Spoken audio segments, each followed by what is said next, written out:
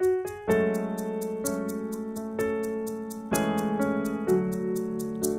Alléluia.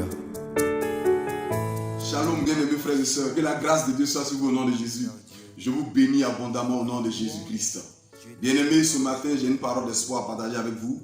Et cette parole d'espoir est que Dieu, ce grand Dieu que nous connaissons, le créateur des cieux et de la terre, le maître de l'univers, l'étoile brillante du matin, le soleil de justice, l'admirable conseiller, le prince de la paix, nous a donné, oui, des bénédictions, il nous a donné des clés, il nous a donné des clés pour accéder à des promesses, des clés pour accéder aux promesses qu'il a établies, des promesses qu'il a données dans sa parole. Et il y a des clés pour rentrer, pour ouvrir les portes de ces promesses. Ces clés, bien-aimés, ne sont rien d'autre que des actions qu'il faut poser ou bien des attitudes à adopter.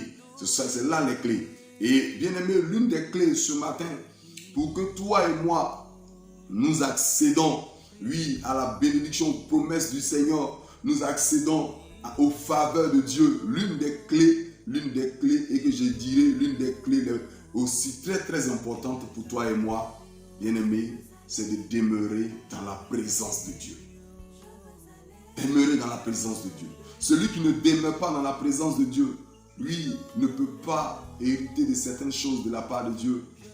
Qui est celui qui demeure dans la présence de Dieu? C'est celui qui cherche Dieu, qui le prie constamment, qui échange continuellement avec Dieu, qui sait que sa vie dépend de lui, sa vie dépend de Dieu.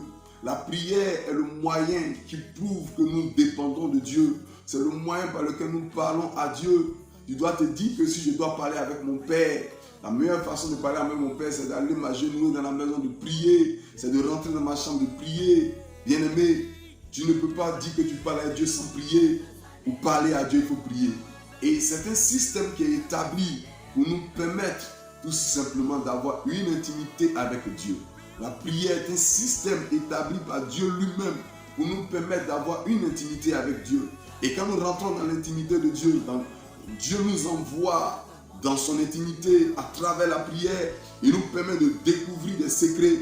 Et bien aimé, celui qui rentre dans l'intimité de Dieu, cette personne est capable d'ouvrir le ciel pour recevoir les bénédictions qu'elle recherche. Pour ouvrir le ciel, pour prendre les trésors dont elle a besoin. Une personne qui ne rentre pas dans l'intimité de Dieu ne peut pas avoir la clé pour ouvrir le ciel. Parce que l'une des clés pour ouvrir le ciel, pour ouvrir les écluses des cieux, l'une de ces clés, c'est de demeurer dans la présence de Dieu. Élie en est un témoignage. Élie est un homme, lui bien-aimé, qui aimait passer son temps en présence de Dieu. Il aimait la présence de Dieu. Si tu n'aimes pas la présence de Dieu, tu ne peux pas rentrer dans sa présence. Si tu n'aimes pas la présence de Dieu, tu ne peux pas prendre ton temps à prier. Si tu n'aimes pas la présence de Dieu, tu ne peux pas prendre ton temps à méditer la parole de Dieu. Si tu n'aimes pas la présence de Dieu, tu ne pourras pas accepter les programmes établis à l'église. Tu trouveras toujours que c'est un fardeau, le fait d'aller prier le matin, de faire des prières matinales, ou bien de faire des prières le soir.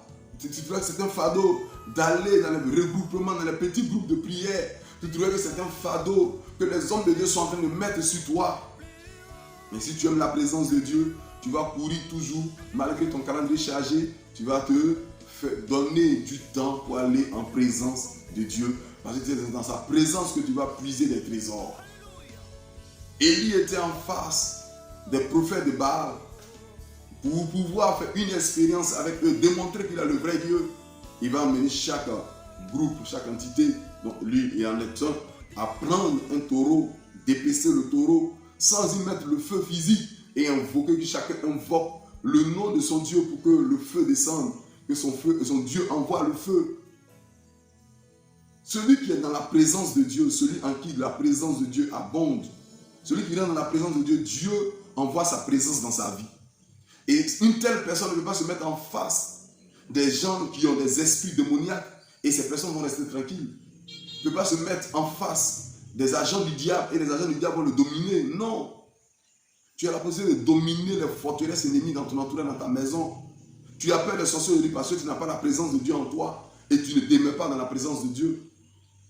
Élie a confronté les prophètes de Baal et Élie est sorti victorieux. Il a invoqué, le feu est descendu et ils n'ont pas pu faire descendre le feu. Mais il a ordonné, le feu est descendu du ciel, il a ouvert le ciel. par sa prière. Celui qui demeure dans la présence de Dieu, c'est une personne qui peut servir Dieu facilement. C'est une personne qui connaît la valeur de Dieu. Si on ne connaît pas la valeur de Dieu, on ne peut pas aller au-devant de lui. On ne peut pas le chercher. Celui qui ne connaît pas la valeur de Dieu, quand il y a un petit problème, il regarde les hommes, il ne regarde pas Dieu. Son support, c'est les hommes. Son support, ce sont ses finances. Son support, ce sont ses moyens matériels.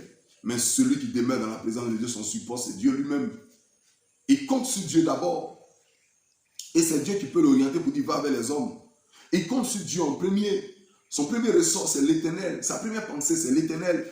Dieu va faire telle chose pour moi. Et Dieu peut le conduire vers les hommes. Élie a invoqué le feu.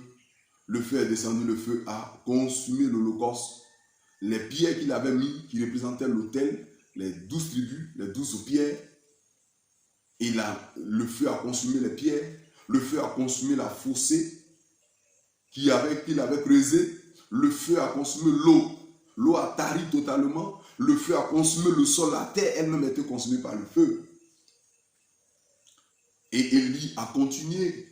Il a déclaré au ciel de s'ouvrir pour que la pluie descende. Il a dit au roi Akab, monte, mange. Mais lui, au lieu de monter pour manger, lui, il est remonté pour aller prier. Il allait se mettre dans la présence de Dieu. Des gens n'aiment pas souvent se mettre dans la présence de Dieu, se priver un peu de la nourriture pour chercher Dieu. Et ils sont étonnés que les problèmes abondent dans leur vie. Bien aimé, Dieu ne veut pas que les problèmes abondent dans ta vie, que tu sois submergé par des problèmes, des choses que tu ne connais pas, ou qui tel problème, ou qui tel problème. Daniel savait où quitter des solutions pour pouvoir régler le problème de Nebuchadnezzar. Quand il a eu son songe qu'il a oublié, Daniel est rentré en prière et Dieu lui a communiqué des secrets. Et Daniel lui a exposé les secrets. Ce matin, Dieu veut t'encourager à rentrer dans sa présence. Il y a des bénédictions qu'il veut t'accorder. Il a besoin que tu rentres dans sa présence. Pour que tu reçoives ces bénédictions, il a besoin que tu te fléchisses genoux devant lui, que tu te prives un temps soit peu de la nourriture, que tu arrives à un moment donné, tu passes ton temps dans la lecture de la parole de Dieu, dans la méditation de la parole de Dieu. Il y a des gens qui sortent le matin sans la Bible dans leur cœur, sans la Bible dans leur regard. Ils n'ont pas la Bible en viseur et leur comportement est autre que des comportements qui ne glorifient pas le nom de Dieu. Et avec cela, ils veulent invoquer le Seigneur. Non, les démons vont toujours te maltraiter. Cherche Dieu dans sa parole, dans la prière, dans le jeûne. Tu vas le trouver et Dieu va t'utiliser comme il se doit. Souvent, on court vers les pasteurs. Pasteur, vraiment j'ai mal ici. Pasteur, j'ai telle maladie. C'est bon, mais bien aimé, si tu cherches Dieu, tu verras que tu vas moins charger les pasteurs en ce sens et ils pourront prendre le temps d'aider d'autres personnes, de nouvelles personnes. Et tu verras que tu seras aussi utile dans la maison de Dieu, utile dans ta famille. Élie a été utile en Israël. Il s'est laissé guider par le Seigneur.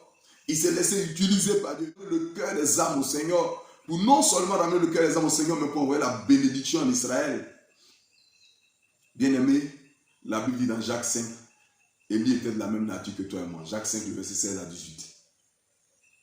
La prière fervente du juste a une grande efficace. Alors, entre dans la présence de Dieu. Selon 1 Roi 18, le verset 16 à 46, c'est là que se trouvent toutes les deux histoires. Le prophète de Baal et de la pluie qu'Élie a fait descendre. Entre dans la présence de Dieu. Tu vas vivre des choses extraordinaires avec le Seigneur. D'ici là, je t'encourage à le faire. Dieu veut ouvrir le ciel à partir de ta prière. Pour faire descendre la bénédiction dans ta maison, dans ta famille. Pour changer la vie de tes parents, pour changer la vie des membres de ta famille, pour changer ton église, pour changer ton quartier, ton village, pour changer ta nation.